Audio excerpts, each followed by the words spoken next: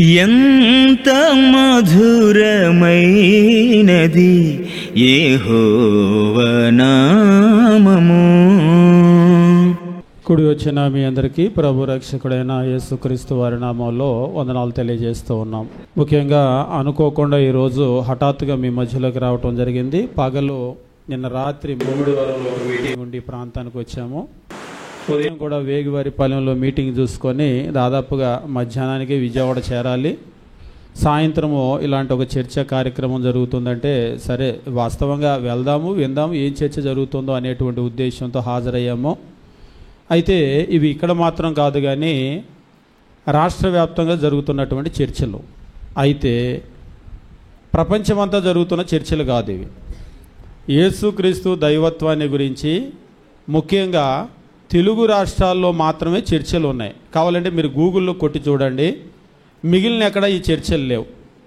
ఇందాక కూడా సహోదరులు కొన్ని విషయాలు చెప్తూ ఉన్నారు. చెప్పినప్పుడు నేను కూడా రాసుకున్నాను. అదేమిటి అంటే యేసు దేవుడా అనేటువంటి వర్షన్ ఎవరిది అని.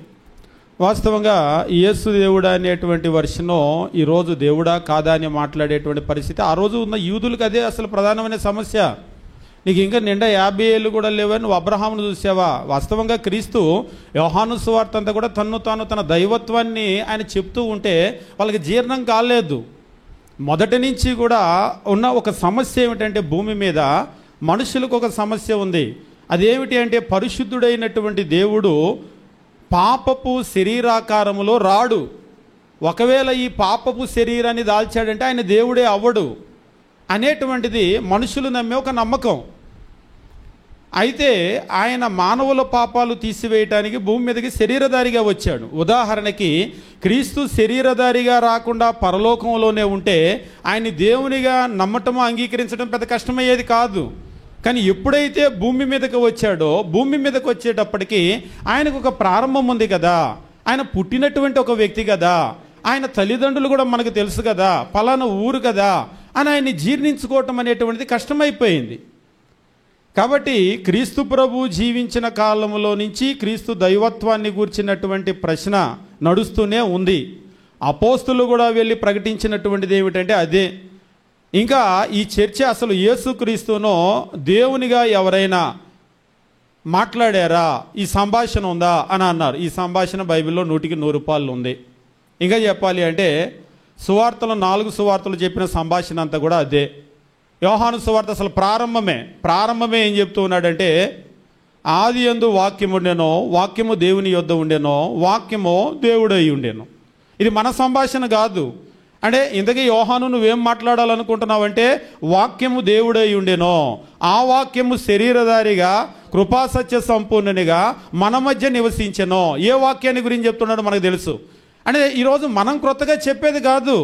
యేసు దేవుడు అనేటువంటిది 2000 సంవత్సరాల క్రితం నుంచి అపోస్తులు చేసిన బోధ, వాళ్ళు రాసినటువంటి వ్రాతలు. ఈరోజు చేతిలో బైబిల్ పట్టుకొని నేను యేసు దేవుడని నమ్మను, యేసు దేవుడని ఎవరు చెప్పలేదంటే మనం బైబిల్ చదివేమో లేదని పెద్ద ప్రశ్న. అసలు యోహాను సువార్త మనం ఏం చదువుతున్నాం? అసలు ప్రారంభమే ఏముంది? అసలు 4 సువార్తల యొక్క సందేశం ఏమిటి? యేసు దేవుడే గనక కాకపోతే ఆయన చేసినటువంటి కార్యాలు ఎవరు కూడా చేయలేరు. క్రీస్తు ప్రభు నీ యొక్క పాపాలు క్షమించబడి ఉన్నాయి, నీ పరుపెత్తుకొని వెళ్ళిపో అంటే యూదులు ఆలోచన చేస్తున్నారు, దేవుడు ఒక్కడే కదా పాపాలు క్షమించగలిగింది, ఈయన ఎలాగ క్షమించగలడు? అవును నిజమే, వాళ్ళకు ఒక ప్రశ్న వచ్చింది. ఈరోజు మనకు వచ్చిన ప్రశ్న కాదు, ఆ రోజు వాళ్ళకి ప్రశ్న వచ్చింది. నిజమే, దేవుడు తప్ప ఎవరు భూమి మీద పాపాలు క్షమించలేరు. ఏ వ్యక్తికి కూడా పాపాలు క్షమించే అధికారం లేదు. ఒకవేళ ఆయన పాపాలు గనక క్షమించగలిగి ఉంటే నిజంగా ఆయన దేవుడే. ఆ విషయం వాళ్ళకి అర్థమైంది. కాబట్టి ఇది ఈరోజు మొదలైనటువంటి చర్చ కాదు. క్రీస్తు దైవత్వాన్ని గురించి ఆయన దేవుడా కాదా అనేటువంటి ప్రశ్నలు, ఆయన చేసినటువంటి క్రియలు ఏమైనాయి అంటే ఆ రోజుల్లో వాళ్ళకి ప్రశ్నలు అనేటువంటివి ఉత్పన్నమైనాయి. ఈరోజు 2గా ఎలాగైతే చీలిపోతూ ఉన్నారో ఆ రోజే యేసు దేవుడు అని చెప్పేసి కొందరు, లేదు ఆయన ఎట్లా దేవుడు అవుతాడు అని తృణీకరించి ఆయన్ని సిలువ వేసినటువంటి యూదులు కొందరు. ఈరోజు కూడా అవకాశం లేదు, కానీ ఒకవేళ క్రీస్తు దైవత్వాన్ని కనుక తృణీకరిస్తే మళ్ళీ సిలువ వేస్తారు ఆయన్ని. కాబట్టి క్రీస్తు ప్రభువుని దేవునిగా అంగీకరించాలా అంటే ఖచ్చితంగా అంగీకరించి తీరాలి. ఒకవేళ అంగీకరించకపోతే మన క్రైస్తవ జీవితం ప్రారంభమే కాదు. ఎందుకంటే మత్తయి సువార్త 28వ అధ్యాయం 18 నుంచి 20 వచనాలు మనం గమనించినప్పుడు క్రైస్తవ జీవితం ఎట్లా ప్రారంభమవుతుంది అనేటువంటి విషయాన్ని గురించి చెప్తూ అక్కడ అపోస్తలులకు చెప్పినటువంటి మాటను మనం గమనించినట్లయితే మత్తయి సువార్త 28వ అధ్యాయము 18 నుండి 20 వచనాలు మనం బాగా ఎప్పుడు కూడా చదివేటువంటి గ్రేట్ కమిషన్ అని చెప్పేసి మనం అంటూ ఉంటాం కదా. ఆ గ్రేట్ కమిషన్ కనుక మనం గమనించినట్లయితే అసలు క్రైస్తవ జీవితం ఎట్లా ప్రారంభమవుతుంది. అయితే యేసు వారి యొద్దకు వచ్చి, అంటే అపోస్తలులకు చెప్పమన్నటువంటిది, వారి యొద్దకు వచ్చి పరలోకమందును భూమి మీదను నాకు సర్వాధికారం ఇవ్వబడి ఉంది. పరలోకమందును భూమి మీదను సర్వాధికారం ఇవ్వబడి ఉంది. కాబట్టి మీరు వెళ్ళి సమస్త జనులను శిష్యులుగా చేయండి. తండ్రి యొక్కయో కుమారుని యొక్కయో పరిశుద్ధాత్మ యొక్కయో నామములో వారికి బాప్తిసం ఇచ్చుచు. అంటే క్రైస్తవ జీవితం ప్రారంభం కావాలి అంటే తండ్రి నామము, కుమారుని నామము, పరిశుద్ధాత్మ నామములోనికి బాప్తిసం పొందాలి. నామము అంటే అధికారము, అంటే తండ్రి అధికారము, కుమారుని అధికారము, పరిశుద్ధాత్మ అధికారము మనం ఖచ్చితంగా అంగీకరించాలి. దేవుడు కానటువంటి ఒక వ్యక్తికి అధికారం ఉండదు కదా. ఆత్మ సంబంధమైనటువంటి విషయాల్లో అధికారం ఎవరికి ఉంటుంది? దేవునికి మాత్రమే ఉంటుంది. కాబట్టి క్రీస్తు ప్రభు ఆయన తాను నిన్ను గురించి నువ్వేం చెప్పుకుంటున్నావు అని కనుక అన్నట్లయితే క్రీస్తు తన గురించి తాను ఏం చెప్పాడు అనేటువంటిది బైబిల్లో చాలా స్పష్టంగా ఉంటుంది. కొన్ని విషయాలు మనం గమనిద్దాం. మరలా ఇవి మనకు తెలిసినటువంటి విషయాలు అయినప్పటికీ కూడా, అంటే యేసు దేవుని కుమారుడని మీరు ఒప్పుకోరా అని ఒక ఆయన అంటాడు. యేసు దేవుని కుమారుడని 100కు 100 రూపాయలు బైబిల్లో ఉంది, ఎవరైనా ఒప్పుకోవాల్సిందే. కానీ ఆయన దేవుని కుమారుడు మాత్రమే అంటే మాత్రము కుదరదు. మాత్రమే అని బైబిల్లో ఎక్కడా లేదు. యేసు దేవుని కుమారుడు, దాన్ని ఎవరు కాదంటానికి లేదు. మాత్రమే అనేటువంటి మాట మనం యాడ్ చేయడానికి లేదు. ఎందుకంటే మాత్రమే అనేటువంటిది కనుక పెట్టామంటే మిగిలింది ఏది కూడా ఉండటానికి అవకాశం లేదు. తర్వాత కొన్ని విషయాలు, ఒకవేళ సుదీర్ఘమైనటువంటి చర్చ కనుక ఉన్నట్లయితే ఎప్పుడైనా కొన్ని విషయాలు కూలంకషంగా వాటన్నింటిని గురించి కూడా మనం పరిశీలన చేయడానికి మనం ప్రయత్నం చేద్దాం. అసలు గాడ్ అనేటువంటి, అసలు దేవుడు అనేటువంటి పదం ఏమిటి, డెఫినేషన్ ఏమిటి, దేన్ని దేవుడు అని అంటారు? వాస్తవంగా ఈ ప్రధానమైనటువంటి సమస్యకు మూలం ఏమిటి అంటే దేవుడు అంటే ఒక వ్యక్తి, కాబట్టి ఈయనే దేవుడు అవుతాడు. బైబిల్ దేవుడు ఒక్కడే అంది. కాబట్టి దేవుడు అంటే ఒక వ్యక్తి, కాబట్టి తండ్రి తప్ప ఎవరూ లేరు అనేటువంటి ఒక భావజాలంలోకి వెళ్ళిపోయారు. కానీ బైబిల్ని కనుక జాగ్రత్తగా పరిశీలన చేసినట్లయితే దేవుడు అనేటువంటిది ఒక వ్యక్తి మాత్రమే కాదు. దేవుడు అనేటువంటిది మనం గమనించినట్లయితే ఒక స్వభావాన్ని వివరించడానికి తెలియజేశాడు. ఉదాహరణకు మనిషి అంటే ఏ ఒక్కరికో చెందదు, అది మనందరికీ చెందుతుంది. మనిషి అనేటువంటిది ఒక స్వభావం, ఒక నేచర్. అలాగనే దేవుడు అనేటువంటిది ఒక నేచర్. ఆ స్వభావం అనేటువంటిది 3 వ్యక్తులకు ఉన్నట్లుగా బైబిల్లో స్పష్టంగా తెలియజేస్తూ ఉన్నాడు. కానీ ఇది స్వభావము అనేటువంటి దాన్ని ఎవరైతే మిస్ అయిపోయి దేవుడు అంటే ఒక వ్యక్తి అని అనుకుంటారో ఇక టోటల్గా ఏమైపోతుందంటే ఇక బాటలో ముందుకు వెళ్ళిపోతూ ఉంటారు. దేవుడు అంటే ఒక వ్యక్తి అయితే మరి తండ్రి ఉంటే కుమారుడు ఎలా ఉంటాడు అని, అది ఒక స్వభావము అనేటువంటిది కనుక అర్థం చేసుకున్నారనుకోండి. ఒకసారి ఒకళ్ళు అంటూ ఉన్నారు, బైబిల్లో దానంతటా అది వ్యతిరేకంగా మాట్లాడుతుంది. ఎట్లా అంటే తండ్రి దేవుడు అన్నాడు, మరి కుమారుడు దేవుడు అన్నాడు, పరిశుద్ధాత్మ దేవుడు అన్నాడు, ఒక్కడే దేవుడు అన్నాడు, ఎట్లా సాధ్యం అవుతుంది? దాన్ని సాధ్యం చేయాలని చెప్పేసి ఏం చేస్తూ ఉంటారంటే 1 × 1 × 1 = 1 అని అంటూ ఉంటారు. అంటే మ్యాథమెటిక్ ఏదో ఒక రకంగా దాన్ని ఒకటిగా నిరూపిద్దాం అనేటువంటిది. వాస్తవంగా ఏమిటి అంటే ఇక్కడ మనం ఇంతమంది ఉన్నా కానీ మనమందరము కూడా మనిషి అనేటువంటి ఒకే స్వభావం కలిగి ఉన్నాం. అలాగనే స్థానిక సంఘంలో కూడా మనం ఎంతమంది ఉన్నా కానీ సంఘం ఒక్కటే. అలాగనే మనం గమనించేటప్పుడు దైవత్వాన్ని గురించి కూడా మనం చూసేటప్పుడు ఈ దైవత్వం అనేటువంటిది, ఆ దేవుని స్వభావం అనేటువంటిది 3 వ్యక్తులకు ఉన్నట్లుగా మనం చూస్తూ ఉంటాం. కాబట్టి దేవుడు ఒక్కడే అనేటువంటి మాటను ఏ వ్యక్తికో ఆపాదించాలి, తండ్రికో కుమారుడికో పరిశుద్ధాత్మకో ఒకరికి ఇచ్చి మిగిలిన ఇద్దరిని నెట్టేద్దామని అనుకుంటే పూర్తిగా తప్పిపోతాం. ప్రధానమైనటువంటి సమస్య అక్కడ ఉంది. కాబట్టి ఒకవేళ మీరు జాగ్రత్తగా పరిశీలన చేయాలనుకుంటే అసలు దేవుడు అనేటువంటి ఆ పదము బైబిల్లో ఆ పద ప్రయోగం ఎట్లా జరిగింది? దేవుడు అంటే ఒక వ్యక్తేనా లేదా ఒక స్వభావాన్ని వివరించడానికి ఉపయోగించాడా? నేను తప్ప దేవుడు ఎవరు లేడు అన్నప్పుడు విగ్రహాలతో మాట్లాడుతున్నాడు, క్రీస్తుతోనో పరిశుద్ధాత్మతోనో మాట్లాడలేదు. ముఖ్యంగా యెషయా గ్రంథంలో ఉన్నటువంటి 40వ అధ్యాయం దగ్గర నుంచి ఉన్నటువంటి కొటేషన్స్ తెచ్చి నేను తప్ప వేరొక దేవుడు లేడు, క్రీస్తు ఎట్లా ఉంటాడన్నాడు ఒక ఆయన. ఎవరితో మాట్లాడుతున్నారు, ఏ సందర్భంలో మాట్లాడారు? క్రీస్తుతో మాట్లాడాడు. అది క్రీస్తుతో మాట్లాడినప్పుడు హెబ్రీ పత్రికలో చెప్తూ ఉంటాడు, తండ్రి అంటాడు దేవా నీ సింహాసనము అంటాడు, ఓ గాడ్ యువర్ థ్రోన్ అని అంటాడు. కాబట్టి దేవుడు ఎప్పుడు, తండ్రి ఎప్పుడు క్రీస్తు దైవత్వాన్ని నెట్టేయలేదు మనకులాగా, క్రీస్తు దైవత్వాన్ని తృణీకరించలేదు. విగ్రహాలను గురించి మాట్లాడినప్పుడైతే నేను తప్ప వేరొక దేవుడు లేడు అన్నాడు. అంటే వాటికి దైవత్వం లేదని చాలా క్లియర్గా చెప్పాడు. కానీ క్రీస్తుని గురించి అయితే దేవా, ఇంగ్లీష్లో కనుక మీరు చూసినట్లయితే ఓ గాడ్ యువర్ థ్రోన్ అని చెప్పేస్తూ ఉంటుంది. అంటే తండ్రి క్రీస్తును దేవుడు అని పిలిచాడు. ఆయన దైవత్వాన్ని ఒకవేళ మనం తృణీకరిస్తున్నామేమో కానీ ఆయన తృణీకరించలేదు. రాసినటువంటి అపోస్తులు తృణీకరించలేదు. మొదటి శతాబ్దంలో అంగీకరించినటువంటి క్రైస్తవులు ఎవరు కూడా తృణీకరించలేదు. ఈరోజు కేవలం తెలుగు రాష్ట్రాల్లో తృణీకరిస్తున్నారు. దానికి ఉన్నటువంటి మూలాలు కనుక మీరు పట్టుకొని వెనక్కి వెళ్తే ఏదో ఒక మనిషి దగ్గర ఆగిపోతూ ఉంటాయి. ఇక ఆ పేర్ల ప్రస్తావన నేనేం చేయను. ఆ తర్వాత ఏమైపోయిందంటే, ఒకసారి తమిళనాడులో కూడా మేము లోపలికి వెళ్తే తమిళనాడులో లోపల ఈ బోధ లేదు, ఉత్తర భారతదేశంలో ఈ బోధ లేదు, ఇంకా చెప్పాలంటే మత శాఖల్లో ఈ బోధ లేదు. ఆశ్చర్యం ఏంటంటే మత శాఖల్లో ఈ బోధ లేదు. ఏమిటి పరిస్థితి అంటే, ఈరోజు మనకున్నటువంటి పరిస్థితి అంటే ఎక్కడో కొన్ని మూలాలు వేర్లు మొలిచినాయి. ఆ వేర్లు తెలియకుండానే అలా లోపలికి వెళ్ళిపోయి ఏమైపోయినాయి అంటే ఆ విషపు వేర్లన్నీ కూడా బైబిల్లో ఉన్నటువంటి సత్యాన్ని పూర్తిగా కమ్మేసేటువంటి పరిస్థితికి వచ్చినాయి. కాబట్టి ఒకసారి మీరు గమనించండి, ఎవరు క్రీస్తు దైవత్వాన్ని గురించి బైబిల్లో మాట్లాడలేదా అంటే, క్రీస్తును దేవునిగా తండ్రి అంగీకరించాడు. ఎక్కడ అంగీకరించాడు అని అంటారేమో. మొట్టమొదట హెబ్రీయులకు రాసినటువంటి పత్రిక 1వ అధ్యాయం మనం గమనించినప్పుడు దేవుని వాక్యం ఈ రీతిగా తెలియజేస్తూ ఉంటాడు. హెబ్రీ రచయిత అక్కడ మనం చూసినట్లయితే హెబ్రీయులకు రాసినటువంటి పత్రిక 1వ అధ్యాయం మనం గమనించినప్పుడు దేవుని వాక్యం ఈ రీతిగా చెప్తూ ఉంటాడు. 7-8 వచనాలు మనం గమనించినట్లయితే హెబ్రీయులకు రాసిన పత్రిక 1వ అధ్యాయము 7 మరియు 8 వచనాలు చదువుకుందాం. 7-8 వచనాలు. 1వ అధ్యాయము 7-8 వచనాలు మనం గమనించినప్పుడు, తన దూతలను వాయువులుగాను తన సేవకులను అగ్నిజ్వాలలుగాను చేసుకునేవాడు అని తన దూతలను గురించి చెప్పుచున్నాడు. కానీ తన కుమారుని గూర్చి అయితే దేవా నీ సింహాసనము నిరంతరము నిలుచును. మీరు ఆంగ్లంలో కనుక గమనించినట్లయితే, but to the son he says your throne O God is for ever and ever. తండ్రి చెప్తూ ఉన్నాడు, but to the son he says your throne O God, your throne నీ సింహాసనము, ఓ గాడ్ ఓ దేవా. ఎవరు? నేను పిలవలేదు. ఇది క్రీస్తుని దేవునిగా మీరు పిలుస్తారా? క్రీస్తుని దేవునిగా మీరు చెప్తారా? నేను చెప్పింది కాదు ఇది. హెబ్రీ రచయిత చెప్పాడు. హెబ్రీ రచయిత కూడా సొంతగా చెప్పింది కాదు ఇది. పరిశుద్ధాత్మ ప్రేరేపణ వల్ల చెప్పాడు. పరిశుద్ధాత్మ సొంతగా చెప్పింది కాదు ఇది. ఖచ్చితంగా తండ్రి చెప్పాడు. కాబట్టి ఒకవేళ యేసును దేవుడు కాదంటే తండ్రి ఒప్పుకోడు, పరిశుద్ధాత్ముడు ఒప్పుకోడు.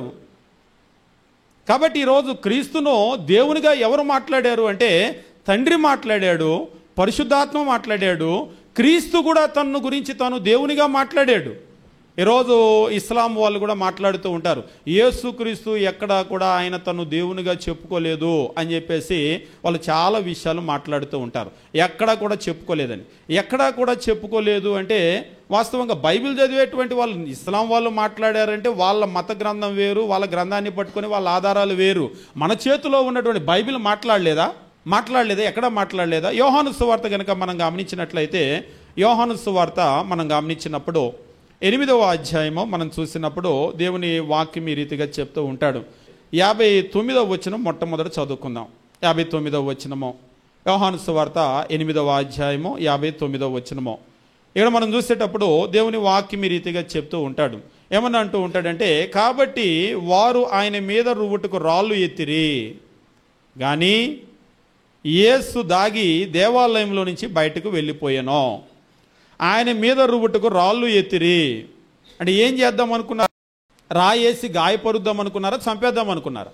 ఏం చేద్దాం అనుకున్నారు? రాళ్ళతో కొట్టి చంపటం అనేటువంటిది దేనికి విధించే శిక్ష? వాస్తవంగా దేవదూషణ జరిగిందని వాళ్ళు నమ్మారు. అంటే ఈ రోజు ఉన్నది కాదు, ఆ రోజే. మీరు యూదుల్లో కనుక చూసినట్లయితే యేసు తాను దైవంగా చెప్పుకున్నాడా అనే ప్రశ్న ఇవాళ వచ్చింది కాదు, ఆ రోజుల్లో ఉన్నటువంటి సమస్యే. ఆయన్ని రాళ్లతో కొట్టి చంపేద్దామని అనుకున్నారు. ఏం చేశాడు అంత తప్పు ఆయన? పై వచనాలు కనుక మనం గమనించినట్లయితే ఏం చేశాడు అంత తప్పు ఆయన అని చెప్పేసి మనం చూసినట్లయితే ఇక్కడ ఒక విషయం చెప్తూ ఉన్నాడు. 51వ వచనం నుంచి మనం గమనించినప్పుడు దేవుని వాక్యం ఈ రీతిగా చెప్తూ ఉన్నాడు. 51వ వచనము, ఒకడు నా మాట గైకొనే యెడల వాడెన్నడూ మరణం పొందడని మీతో నిశ్చయముగా చెప్పుచున్నానని ఉత్తరం ఇచ్చాను. ఇక్కడ సమస్య స్టార్ట్ అయింది. క్రీస్తు ప్రభు బోధించాడు. ఒకడు నా మాట గనక గైకొంటే వాడెన్నడూ కూడా ఆయన మరణం పొందడు అని చెప్పేసి అన్నాడు. మరణం పొందడు అంటే 52వ వచనం, అందుకు యూదులు నువ్వు దయ్యం పట్టిన వాడవు అని ఇప్పుడు ఎరుగుదుము. దయ్యం పట్టినోడు అని ఇప్పుడు మాకు తెలుసు.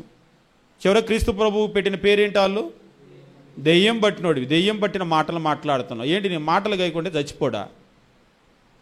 నిజంగా చెప్పు, చచ్చిపోడా? అబ్రహాం విశ్వాసులకు తండ్రి చచ్చిపోయాడు, ప్రవక్తలు చచ్చిపోయారు. నువ్వు అంతకంటే గొప్పోడివా? మొనగాడివా?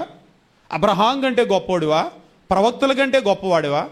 నేను చెప్పేది కాదు. 52వ వచనం, అందుకు యూదులు నువ్వు దయ్యం పట్టిన వాడవని ఇప్పుడు ఎరుగుదుమో, అబ్రహామును ప్రవక్తలు చనిపోయిరి, ఆయనను ఒకడు నా మాటలు గైకొనేయడలా వాడు ఎన్నడూ మరణం రుచి చూడడని నీవు చెప్పుచున్నావు. మన తండ్రి అయిన అబ్రహాము చనిపోయిన కదా, నువ్వు అతని కంటే గొప్పవాడివా? అబ్రహాం అంతటోడే చచ్చాడు, నువ్వు గొప్పోడివా అని వాళ్ళు అడుగుతున్నారు. ప్రవక్తలే చచ్చారు, నువ్వు అంతకంటే గొప్పోడివా?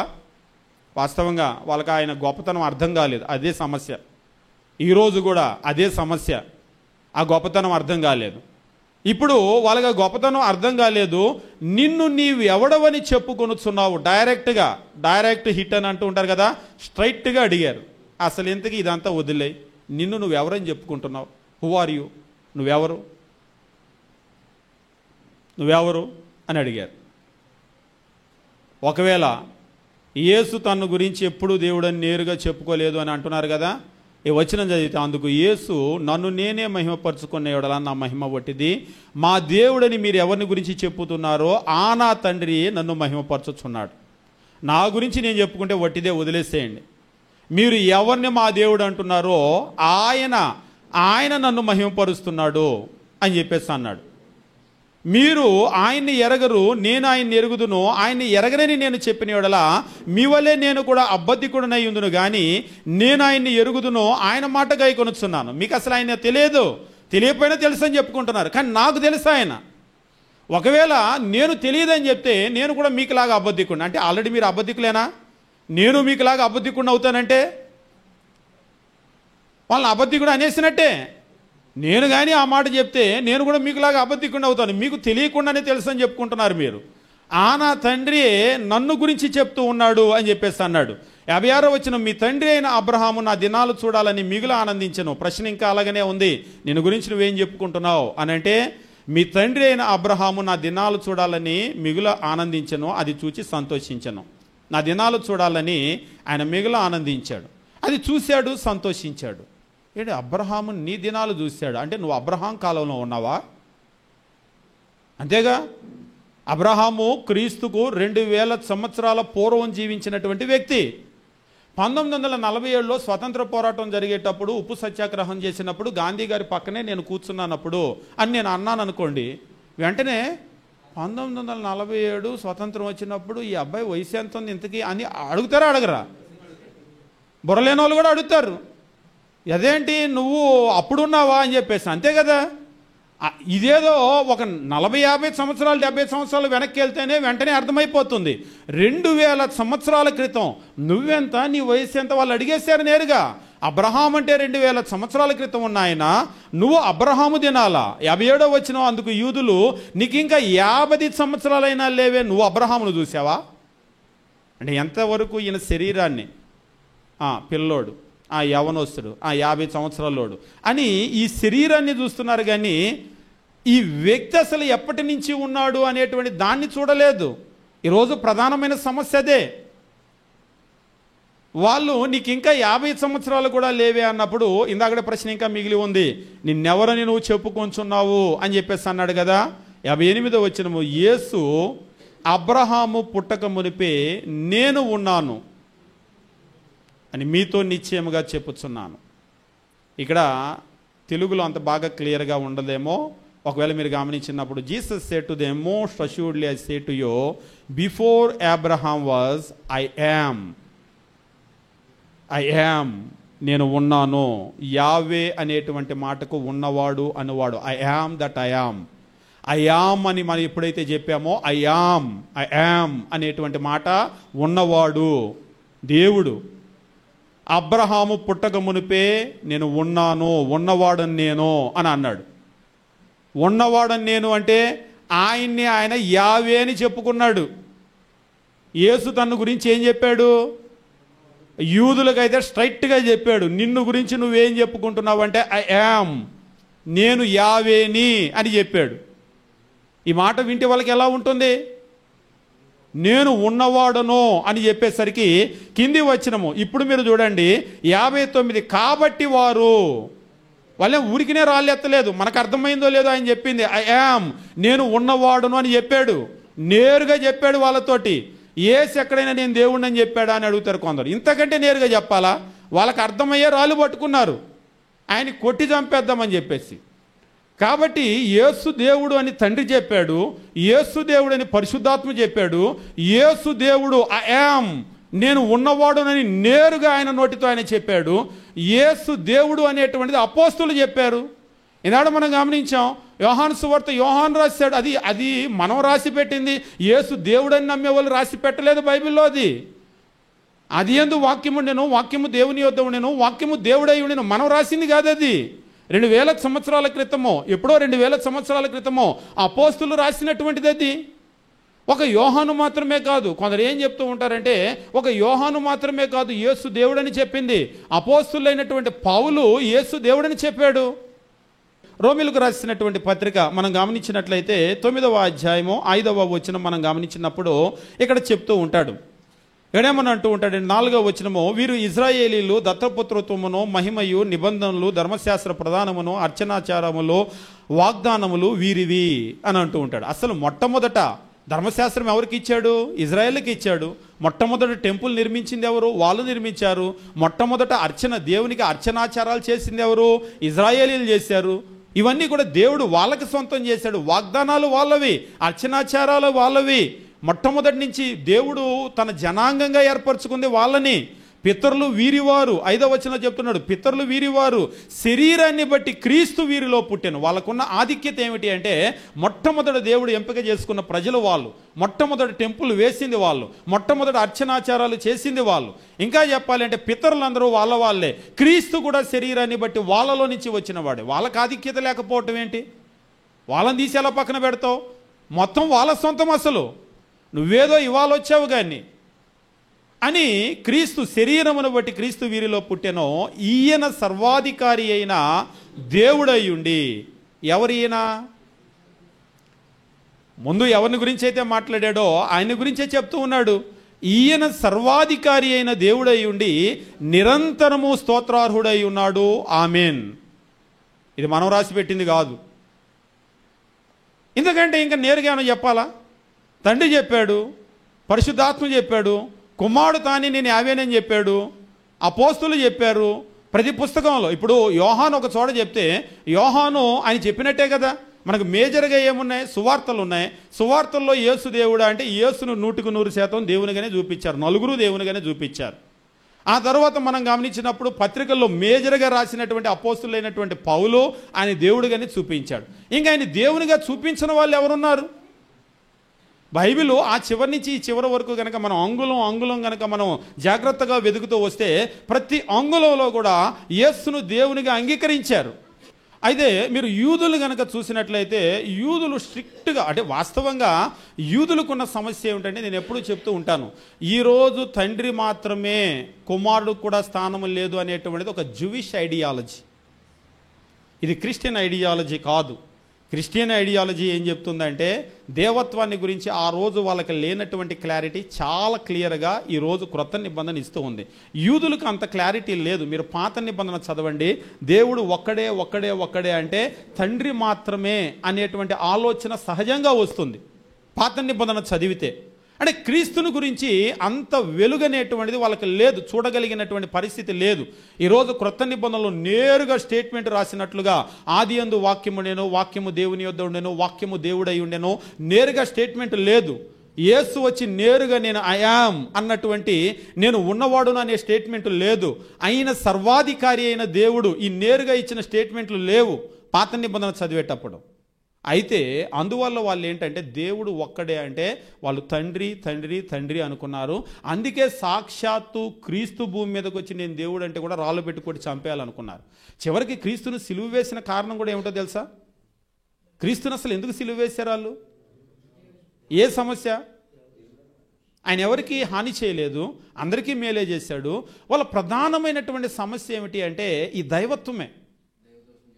దేవదూషణ, నువ్వు దేవుడు అని చెప్పుకుంటున్నావు, దాన్ని వాళ్ళు జీర్ణించుకోలేకపోయారు.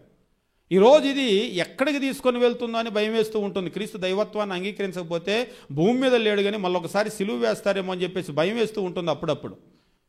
ఆ రోజు యూదులు వాస్తవంగా వాళ్ళు తండ్రిని అర్థం చేసుకున్నారు, కాకపోతే కుమారుణ్ణి వాళ్ళు అర్థం చేసుకోలేదు. అందువల్ల ఏంటంటే యూదుల్ని కనుక చూసినట్టు స్ట్రిక్ట్ మోనోథిజం, ఒక్క తండ్రి తప్ప వాళ్ళు ఎవరిని అంగీకరించరు.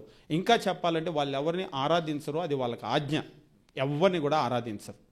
అయితే మీరు కనుక గమనించినట్లయితే ఒకసారి మత్తయి సువార్త మీరు గమనించినట్లయితే క్రీస్తు ప్రభు సముద్రం మీద నడిచి వచ్చినటువంటి ఒక సందర్భాన్ని అక్కడ చూపిస్తూ ఉంటారు. సందర్భాన్ని చూపించినప్పుడు మత్తయి సువార్త 14వ అధ్యాయంలో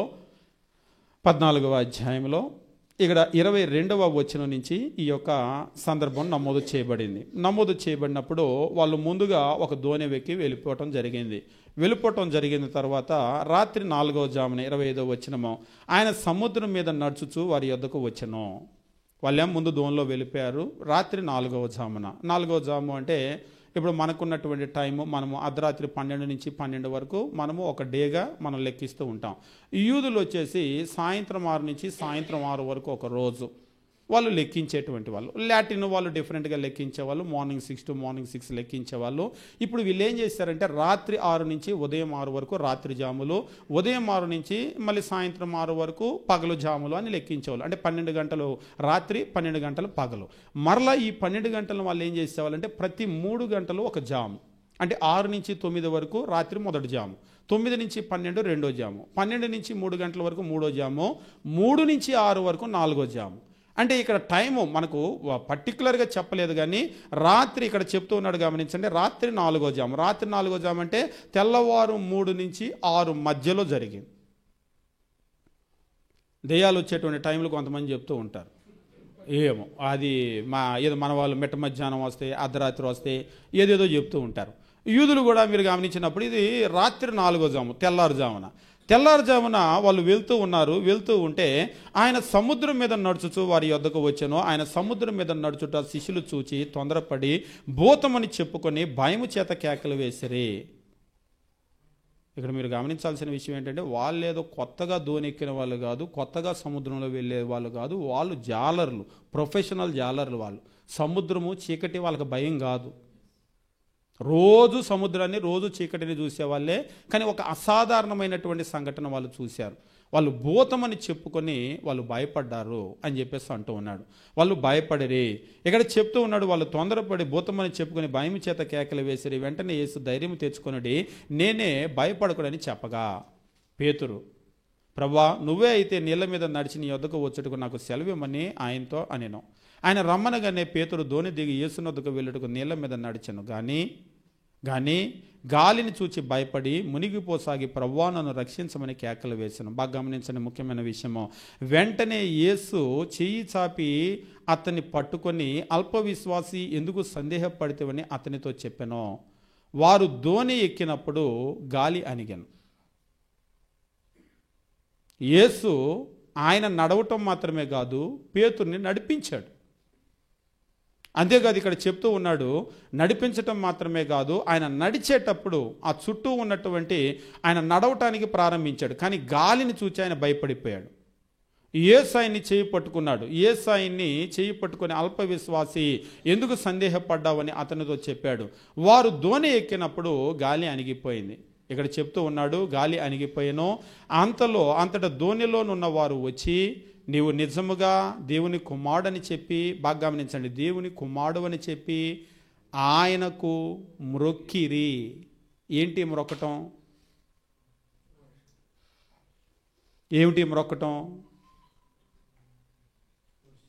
ఎవరిని ఇక్కడ మ్రొక్కటమో అనేటువంటి మాట కనుక మీరు గమనించినట్లయితే ఎవరిని మ్రొక్కుతారు? యూదులు. ఇది మన కోణంలోంచి చూడొద్దు, యూదులు. వాళ్ళందరూ స్ట్రిక్ట్గా యూదులు, అంతే కదా, స్ట్రిక్ట్గా యూదులు. వాళ్ళు తండ్రికి తప్ప ఎవరికి ప్లేస్ లేనటువంటి వాళ్ళు ఎవరికి మొక్కమన్నా మొర్దెకాయ తెలుసుగా, ఎస్తేరులో తల తీస్తానంటే తీసేయి, ఎవరికి మేము మొక్కమది. ఎవ్వరికి మొక్కం, దేవునికి తప్ప ఎవ్వరికి కూడా మేము మొక్కేటువంటి వాళ్ళము కాదు. కానీ ఇక్కడ మనం గమనించేటప్పుడు చాలా స్పష్టంగా చెప్తూ ఉన్నాడు. అక్కడ ఏమన్నా అంటున్నాడంటే వారు మొక్కారు అని చెప్పేసి అంటున్నాడు. ఏం అర్థం చేసుకున్నారు వాళ్ళు? నీవు దేవుని కుమారుడు అని చెప్పి ఆయన మొక్కిరి అని చెప్పేసి అంటున్నాడు. ఏమిటది? మీరు ఆంగ్లంలో కనుక గమనించినట్లయితే then those who are in the boat came and worshipped him. ఆ బోట్లో ఉన్నటువంటి వాళ్ళు వచ్చి ఆయన ఆరాధించారు. తెలుగులో ఆరాధించిరి, మొక్కిరి, సాగిలపడిరి, నమస్కరించిరి, ఇవన్నీ ఆరాధన అనేటువంటి పదానికే తర్జుమా చేశారు. కాబట్టి యూదులు అందరూ కాదు, అక్కడ ఉన్నటువంటి ప్రధాన యాజకులు, అక్కడ ఉన్నటువంటి మత నాయకులు కాదు, కానీ ఆయన చుట్టూ ఉన్న వాళ్ళు ఆయన్ని ఏమని నమ్మారు? నిజంగా ఆయన దేవుని కుమారుడు, దైవత్వము లేని వ్యక్తి, లేదంటే ఒకవేళ సెకండ్ కేటగిరీ తండ్రి కాదు అని గనక అనుకున్నట్లయితే మొక్కుతారా? వాళ్ళు ఆరాధిస్తారా? ఎవరిని మాత్రం ఆరాధిస్తారు?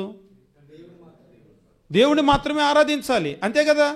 దేవుని కుమారుడు అంటే దేవుడనే. ఇక్కడ అర్థం కానటువంటి విషయం ఏంటంటే కొంతమంది దేవుని కుమారుడు మాత్రమే దేవుడు కదా అంటారు. యూదులకి ఏమర్థమైంది? దేవుడు కుమారుడు అంటే దేవుని కుమారుడే, దేవుడు కాదంటే ఆరాధించరు. ఆయన దేవుడు అనేటువంటిది వాళ్ళు కన్విన్స్ అయ్యారు కాబట్టి వాళ్ళు ఆరాధించారు. వాళ్ళు దేవుడు అని కన్విన్స్ కాకపోతే తల తీసేసిన వాళ్ళు ఆరాధించరు. కాబట్టి యేసు యొక్క దైవత్వాన్ని వాళ్ళు చాలా స్పష్టంగా అర్థం చేసుకోవటం జరిగింది. ఎప్పుడైనా మీరు వాటిని గురించి పరిశీలన చేయండి. చాలా విషయాలు చాలా దృఢంగా క్రొత్త నిబంధనలో ఉన్న రచయితలు అందరూ కూడా చాలా దృఢంగా తెలియజేసినటువంటి విషయాలు. దీన్ని కాదంటానికి మనకి ఎట్టి పరిస్థితుల్లో అవకాశం లేదు.